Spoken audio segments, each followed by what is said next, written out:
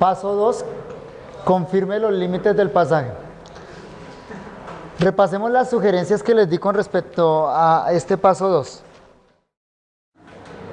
¿Listo? Bien. Paso 2, confirme los límites del pasaje. Lo que procuramos en este paso es confirmar que el texto que seleccionamos es una unidad de pensamiento. Ojo, no estamos diciendo que si necesita el argumento anterior o posterior, porque si es así, pues necesitamos de todo el libro donde se encuentra, no ese es el punto, no es si el texto hace parte de un argumento. La pregunta que resolvemos acá es si ese texto que escogí es una unidad de pensamiento por sí mismo, si ese texto se puede interpretar por sí mismo, sin necesidad de otro versículo adelante o un versículo atrás. Eso es lo que estamos definiendo. Y entonces, para eso, las tres sugerencias son: primero, imprima el texto del libro completo sin divisiones, capítulos y versículos, léalo y divídalo para corroborar entonces las divisiones, primero conforme a mi propio criterio. Segundo, el cuadro que les expliqué acá, hago un cuadro comparativo en columnas paralelas donde va a ubicar las divisiones en las diferentes ediciones del Nuevo Testamento griego y versiones consultadas, todas las que usted pueda, y va a hacer notar las diferencias de división. De acuerdo a las diferencias, usted tiene que explicarlas, tratar de entender por qué hay esas diferencias para finalmente tomar una decisión al respecto. Y en tercer lugar, preste mucha atención a los signos de puntuación. Una oración no termina en un punto y coma, no termina en dos puntos, no termina en coma, termina en punto. Entonces preste mucha atención porque eso le va a ayudar a no cortar las ideas. Incluso en la comparación posterior nos podemos dar cuenta que tal vez algunas traducciones traducen diferente a algunos textos y ponen los signos de puntuación diferentes, pero eso va a ser parte de un punto más adelante. Paso 3. Vamos al paso 3. Ahí en nuestro mapa, entonces el paso 3 es: establezca el texto. Establezca el texto. Por supuesto, un asunto fundamental aquí es estar seguros que estamos frente a un texto fiel a los originales. ¿Recuerdan cómo comenzamos este curso de gramática dando los presupuestos que tenemos con respecto a la Biblia? Y afirmamos que creemos en la inspiración verbal y plenaria de las Sagradas Escrituras. Ese concepto a veces no se toma muy en serio en este punto de la exégesis. ¿A qué me refiero? Sí es importante el texto que nosotros vamos a tomar como base de nuestra exégesis, sea que sepamos griego o hebreo o no, porque ustedes saben muy bien que hay Biblias que toman ciertas bases textuales para su traducción y otras que toman otras bases textuales para su traducción. Y esas bases a veces tienen diferencias en las palabras. Por lo tanto, si nosotros creemos en la inspiración verbal y plenaria, creemos que cada palabra es importante en las Sagradas Escrituras. Debemos entonces estar seguros que estamos utilizando una versión o un texto, una edición que nos da todas y cada una de las palabras que Dios reveló a su pueblo. O sea que este asunto no es un asunto secundario, es un asunto crucial. Como bien sabemos, los manuscritos originales de las Sagradas Escrituras, los autógrafos o los hagiógrafos, como les llaman, los que salieron de puño y letra de los escritores bíblicos, ya no están a nuestra disposición. Por lo tanto, lo que hoy tenemos son copias de tiempos posteriores. Eso es lo que tenemos hoy en día del Antiguo y del Nuevo Testamento. No tenemos los originales. Y esas copias, que son varias copias, sobre todo en el caso del Nuevo Testamento, presentan diferencias de lectura. Presentan diferencias en el contenido del texto. La mayoría de estas diferencias menores, en el caso del Nuevo Testamento, que es donde más problemático este asunto, diferencias que obedecen a pronunciación, casi siempre, pero en otros casos obedece a diferencias que pueden cambiar palabras o pueden cambiar el contenido en todo texto y por lo tanto la interpretación. El hecho de que no tengamos los autógrafos y el hecho de que tengamos solo copias posteriores ha creado la pregunta de cuál sería la lectura original en cada texto de la Biblia. La crítica textual es la disciplina que lidia con ese problema. Es una área de especialización bíblica. La crítica textual trata de reconstruir el texto original. Noten lo que acabo de decir. Trata de reconstruir el texto original, o sea, es un intento por reconstruirlo porque no tenemos el texto original, sino copias. Lastimosamente, no siempre ese trabajo de la crítica textual ha resultado en reproducciones fieles y el texto resultante de ese trabajo de crítica textual obedece en muchos casos más a criterios subjetivos o prejuiciados de quienes realizan esas ediciones. Esto no es una clase de bibliología, creo que usted ya tuvo una clase con el doctor Jim Bers acerca de ese asunto, entonces espero que estén informados.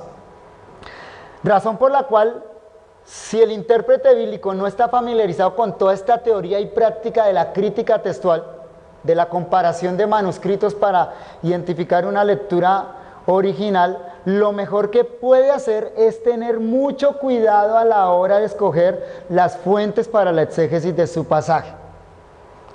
Insisto, si creemos en la inspiración verbal y plenaria de las Escrituras, cada palabra que Dios dejó a su pueblo es importante. Cada palabra. Con respecto al Antiguo Testamento, el asunto no es tan complicado. Gracias a la fidelidad con la que los masoretas judíos copiaron el texto y lo transmitieron.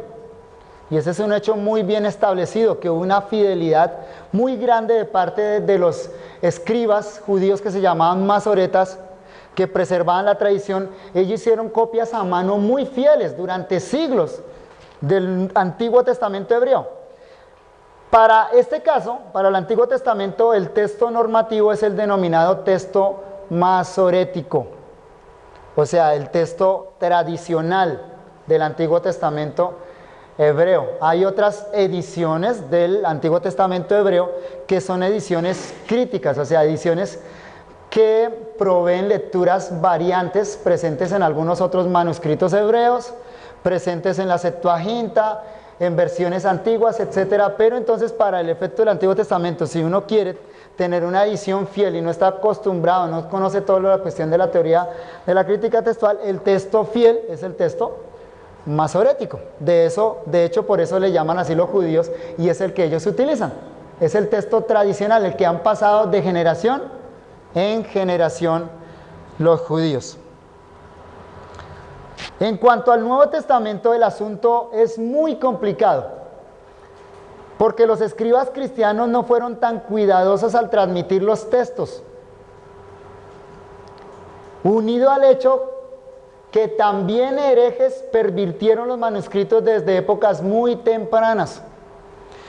De tal manera que la evidencia textual que hay del Nuevo Testamento es muy amplia, muchos manuscritos, muchas porciones, muchos leccionarios, muchos papiros, etcétera, pero hay muchas diferencias textuales. Los cristianos no tuvieron el mismo cuidado que tuvieron los judíos con sus textos sagrados.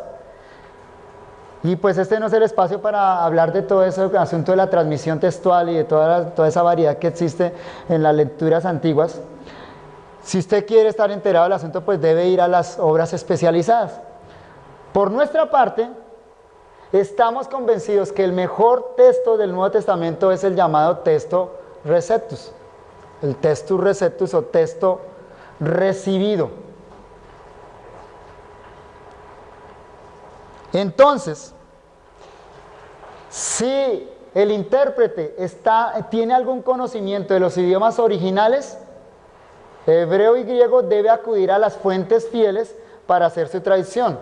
Texto masorético o texto receptus.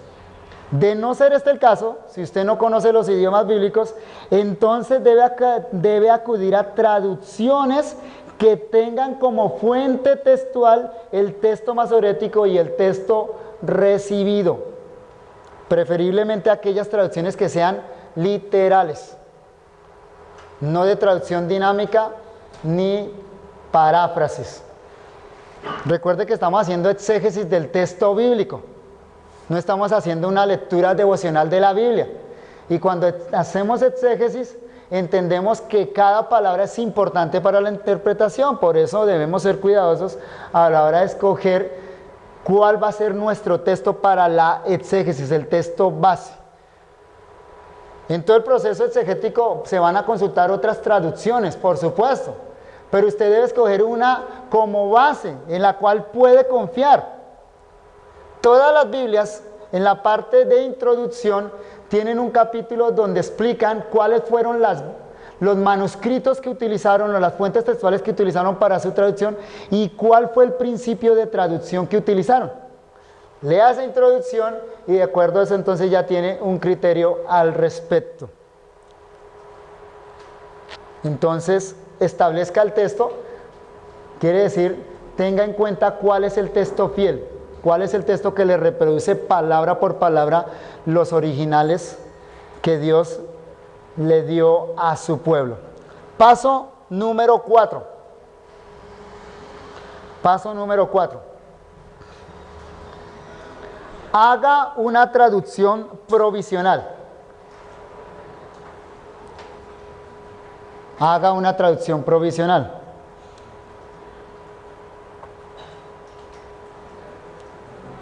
Déjenme explicar esto. Ya algunos están preguntando, pero si no sé griego y hebreo, ¿cómo va a traducir? Vamos a ver cómo es el asunto. Si usted conoce el griego y el hebreo, o el griego o el hebreo, lea el párrafo en el idioma original y haga una traducción provisional. Lea el texto completo varias veces hasta estar bastante familiarizado con el contenido del pasaje para traducirlo sin ayuda de léxicos o gramáticas. Al principio va a consultar léxicos y gramáticas para hacer la traducción, pero después trate de leerlo de una sola pasada, logrando traducirlo, usted sin esas ayudas. Entonces escriba su traducción usando los textos auxiliares si es necesario. Gramáticas, libros especializados acerca de la gramática, algunos comentarios léxicos, etc. Esa no va a ser la traducción definitiva, la traducción final va a ser producto de todo el proceso exegético. Ahora, ¿por qué hacemos este paso? El propósito de este paso es familiarizarse con el contenido del párrafo. Se lo aseguro, si usted traduce el texto del original, hace todo el proceso, cuando usted predica desde su memoria. Tiene el texto en la mente clarito, todo, y en el original. Esa es la gran utilidad de hacer este trabajo. Le va a dar a usted un conocimiento y un dominio del texto en cuestión. Al mismo tiempo, si usted está haciendo su traducción y la tiene en la mente, empieza a reconocer palabras que necesitan un estudio especial. Ya habíamos reconocido una, ¿se acuerda? En la primera lectura que hacíamos reconocíamos, pero en el proceso de traducción usted va a empezar a reconocer otras que son importantes. Por ejemplo, ¿hay palabras con contenido teológico? Entonces, en ese proceso usted se va a percatar de eso. ¿Hay algunas palabras que el autor repite? ¿Hay palabras que en este pasaje que no ocurren con frecuencia en otros escritos del autor? Ahora, para quien no está familiarizado con los idiomas originales o tiene un conocimiento muy básico de los idiomas originales, debe tomar en cuenta las siguientes sugerencias para hallar por sí mismo la mejor traducción del texto. Primero, copie en columnas paralelas su texto.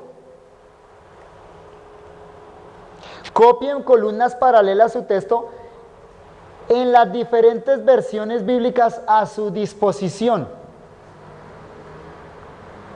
Como les dije antes, varias.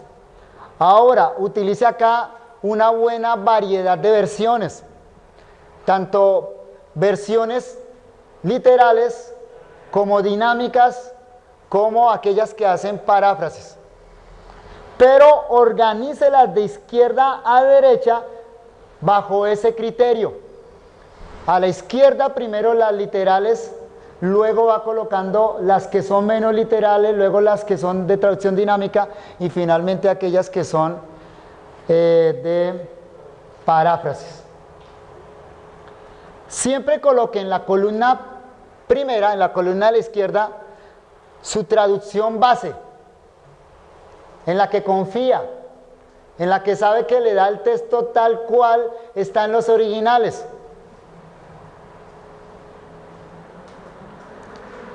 Miremoslo, por ejemplo, en Juan, 1 Juan 5:13, ¿cómo sería?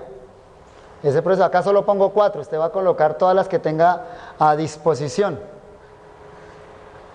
Si tiene el paquete completo de eSword, tiene ahí como 20 versiones en español mínimo. ¿Cierto? Hasta las mesiánicas están ahí, hasta la del Nuevo Mundo. Sí, ahí está de todo. Sí. Note cuál colocamos al lado izquierdo. La Reina Valera 60, es la más confiable. La reina de las reinas. Sí. Ahora, bueno, gracias a Dios ya tenemos la SBT del Nuevo Testamento, mucho más confiable. Esperemos que rápido saquen el Antiguo Testamento, no antes de 3 años, pero esperemos que lo saquen rápido. Pero es una versión confiable, basada en un texto griego confiable y una traducción literal. ¿Sí? Ahora, tenga en cuenta que una buena traducción coloca en letras cursivas las palabras que añadió para completar el sentido. Eso ayuda mucho para saber si está siguiendo literalmente el texto griego. En segundo lugar, colocamos Biblia de las Américas, una muy buena versión, un muy buen lenguaje en español, pero lastimosamente tiene como base textual en el Nuevo Testamento el texto ecléctico, el texto crítico, ¿sí? Pero la colocamos en esa prioridad. En tercer lugar, Biblia de Jerusalén, excelente español, excelente traducción, un trabajo de biblistas muy serios, pero basado en el texto ecléctico. ¿Sí? Y en cuarto lugar, aquí colocaríamos la NBI, que es una traducción que utiliza como método la paráfrasis. ¿Sí? Ahí usted puede intercalar otra, no, solo coloco 4 inicialmente, pero ahí, por ejemplo, de Reina Valera, entre Reina Valera y Biblia de las Américas, que quizá usted va a colocar la 1909, si tiene la del oso, ponga la del oso, la del cántaro también, aunque el español es muy complicado, ¿sí? Si tiene posteriormente la 95, puede colocar la 95, Reina Valera 95, etcétera, ¿no? La 2000, pero va a notar que poco a poco se han ido alejando un poquito más del lenguaje de la Biblia y de la fuente textual. Al lado de Biblia de las Américas, por ejemplo, usted va a colocar versiones como la Nueva Biblia de los Hispanos, que simplemente es una actualización de la Biblia de las Américas, ¿sí? Va a colocar otras traducciones, quizá algunas católicas que tenga a su disposición, la Nueva Biblia Española, etcétera. Nácar con Lunga, excelente, muy buena traducción, ¿sí? Y por el lado, después de Nueva Versión Internacional, usted va a colocar ahí Dios habla hoy, va a colocar PDT, TLA. La Biblia textual debería estar al lado de la Reina Valera 60, la BTX, la Biblia textual, ¿sí? Entonces, esa es la idea. Ahora, al colocarlo en esas columnas, usted va a leer el paralelo y va a notar diferencias. A veces palabras que faltan, palabras que sobran, a veces palabras que se traducen de manera diferente, va a encontrar de pronto una puntuación diferente. Hay que tomar atenta nota a esas diferencias. Ya que no conocemos los originales, entonces nos toca trabajar de esa manera. Reina Valera 60. Estas cosas os he escrito a vosotros que creéis en el nombre del Hijo de Dios, para que sepáis que tenéis vida eterna y para que creáis en el nombre del Hijo de Dios. Biblia de las Américas.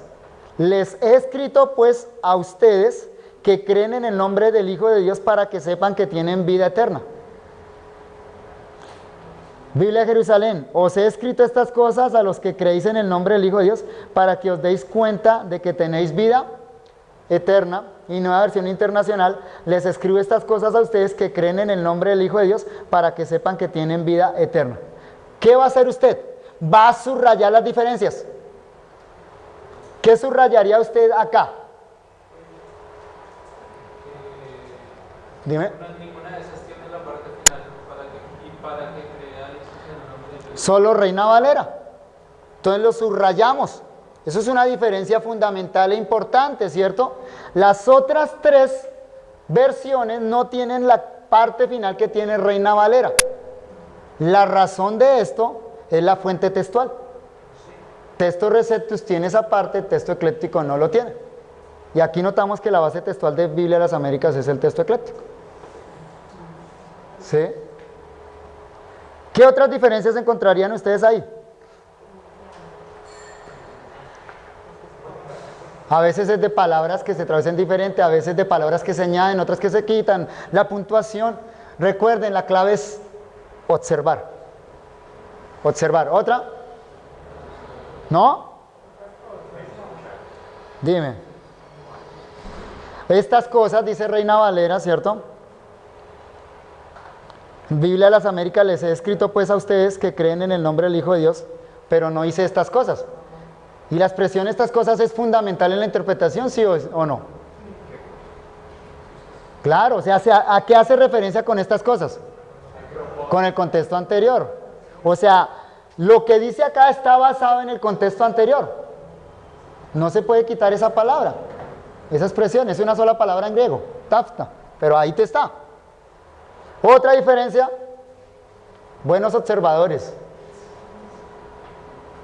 Abran los ojos, miren bien.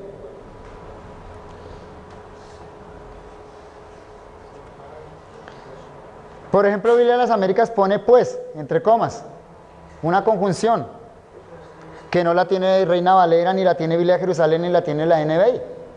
¿Sí la notaron, el pues? Pues, Biblia de las Américas, la segunda columna, les he escrito pues a ustedes. Sí, una conjunción que no aparece en ninguna de las otras tres versiones. Y bueno, ustedes pueden seguir observando muchas cosas ahí. ¿Listo? La idea es que trabajen esto, ¿no? Otra, por ejemplo, ahí mirando rápidamente, el verbo creéis. Creéis, Reina Valera 60, que creen, Biblia de las Américas, que creéis, Biblia de Jerusalén, que creen en NBI. La diferencia ahí es del modo del verbo. Creéis es un subjuntivo, creen es un indicativo. ¿Hay diferencia en la interpretación? Sí, puede ser. Aunque tal vez obedezca más bien a la actualización del idioma. Porque el español moderno dice que el subjuntivo solo se debe utilizar en ciertas oraciones subordinadas, no en todas. ¿Sí? Entonces, esa es la observación que vamos haciendo. Tiene que prestar mucha atención. Segundo, primero hacemos el cuadrito y señalamos todo lo que hay allá. Entonces, señale las diferencias más importantes.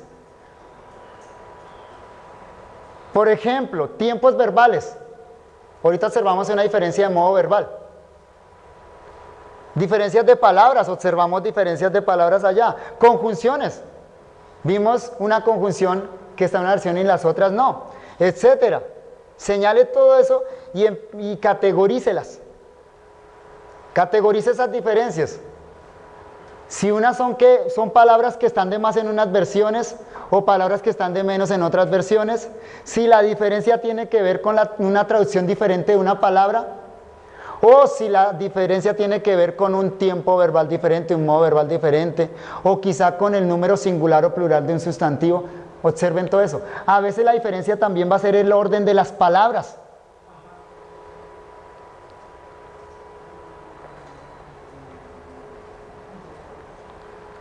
Tercero, empiece a reconocer palabras que pueden necesitar un estudio especial. ¿Hay qué palabras de esa observación, qué palabras usted pensaría que hay que estudiar un poquito? Sí, en el versículo anterior. Vuelvo allá.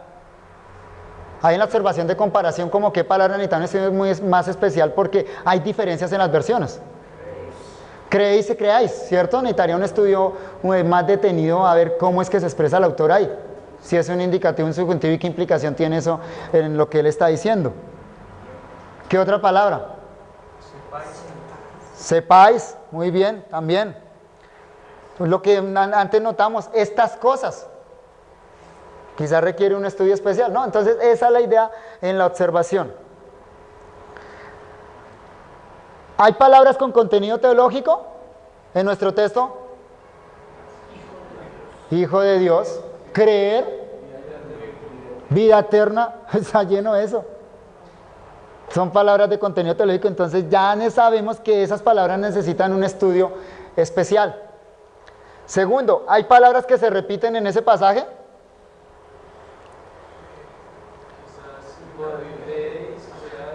Ajá. Y eso.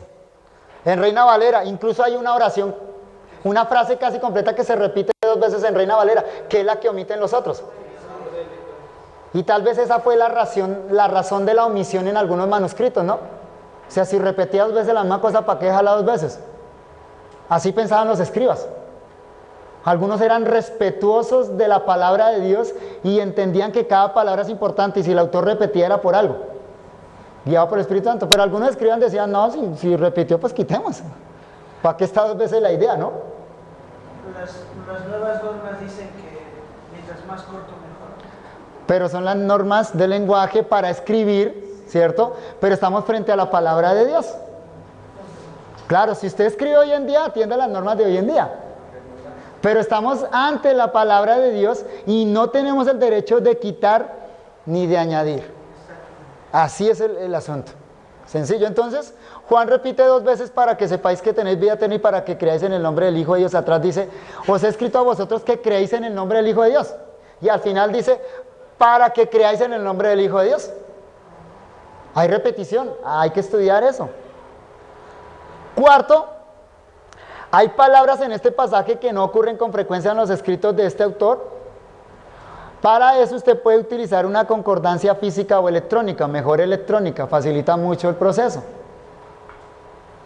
Por ejemplo, no sé, si a usted se le ocurre que tal vez la palabra Hijo de Dios, la expresión Hijo de Dios no sea muy común en Juan, entonces si usted toma esa expresión y hace una búsqueda de concordancia rápida y solo va a observar si aparece en otros escritos de Juan.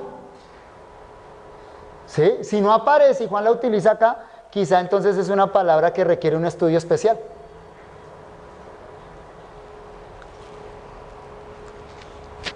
Cuarto, estamos en el punto 4 que dice que hagamos una traducción provisional. Estamos tratando de mirar versiones para reconocer cuál sería la mejor traducción de nuestro texto. Cuarto, lea el pasaje en el Antiguo o Nuevo Testamento interlineal.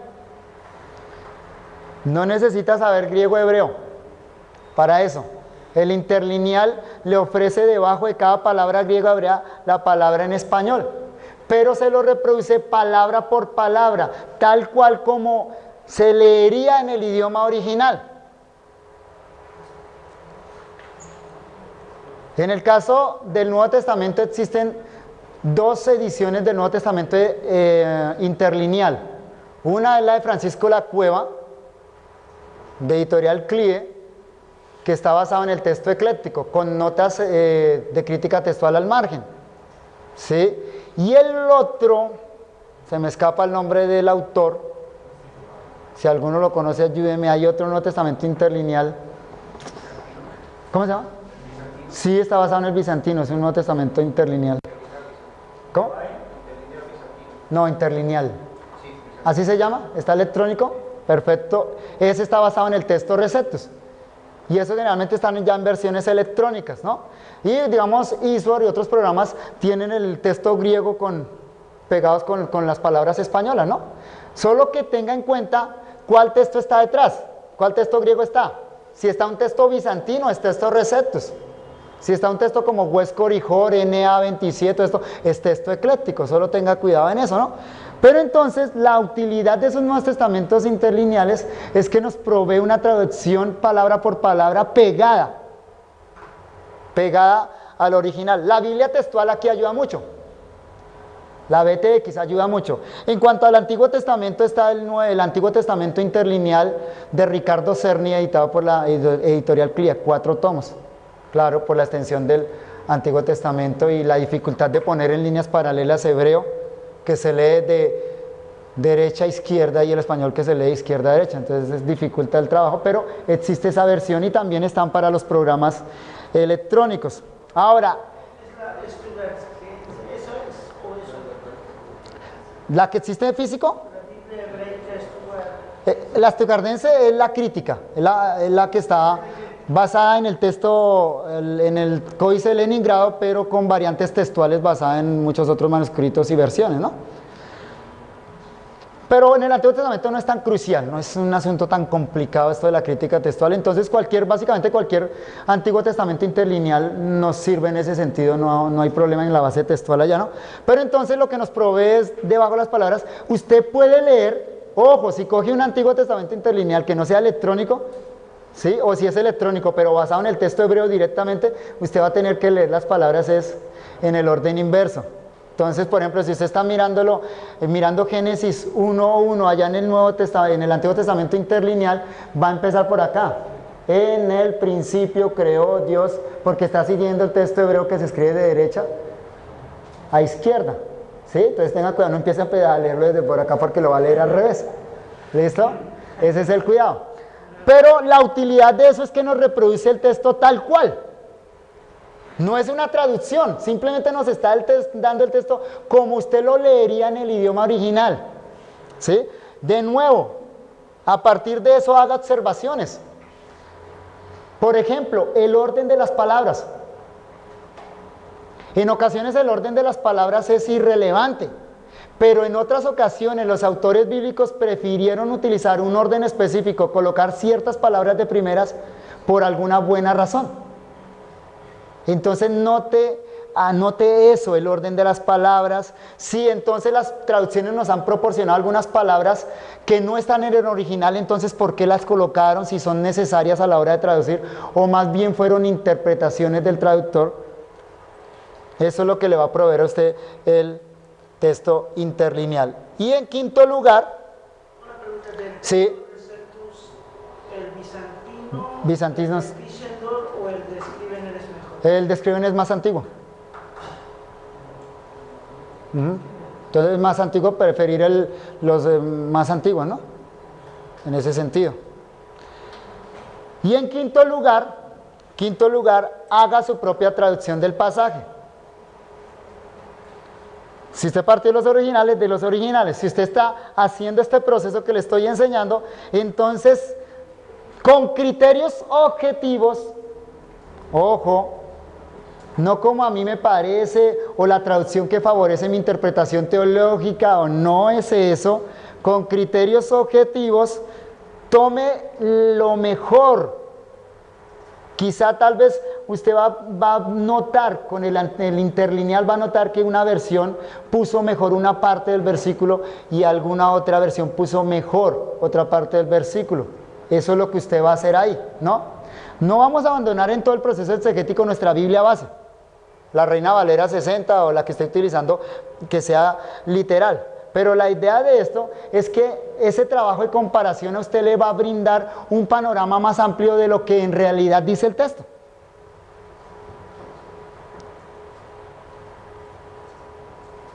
Como paso final de la exégesis, eso se va a volver a revisar, porque quizás en todo el proceso de exégesis usted se da cuenta que tenía malas impresiones del texto y hay que corregir eso, incluso si partió desde el texto original, ¿no? Entonces esto es una traducción inicialmente provisional.